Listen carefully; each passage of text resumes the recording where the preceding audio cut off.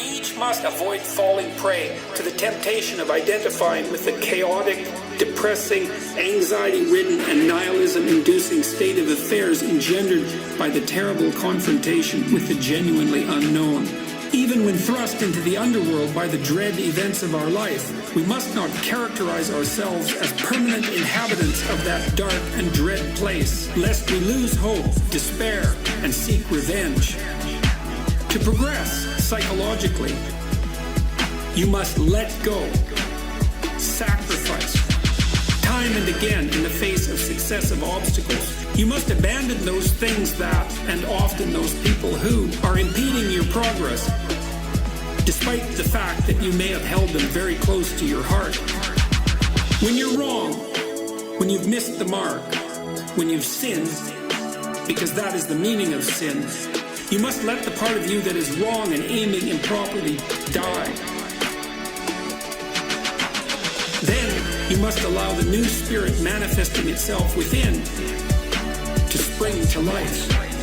That new spirit, that's the terrible information contained in whatever error you committed, in living conjunction with the now transformed structures you originally employed to frame the situation. That new spirit, it's a manifestation as well of the potential within you that had not yet been called forth by the previous travails of your life. Christ is symbolically the way and the truth of life, and no one comes to the Father except through Him. Embracing the process of voluntary death and rebirth that is identical with psychological development means determining to move forward and upward despite the horrors of life.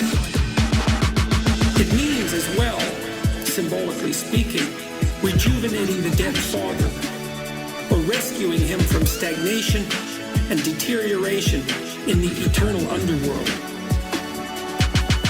We are all the slaves of Pharisees and lawyers, of those who place dogma above spirit at the cost of spirit. We are all subject to betrayal by ourselves and by all those who surround us. We are all facing extinction in the most torturous of manners. But there is a spirit within us with sufficient courage to confront the true horrors of existence forthrightly, to allow the transformation, even death.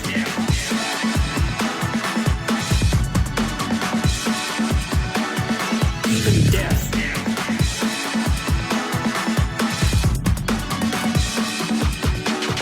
Even death.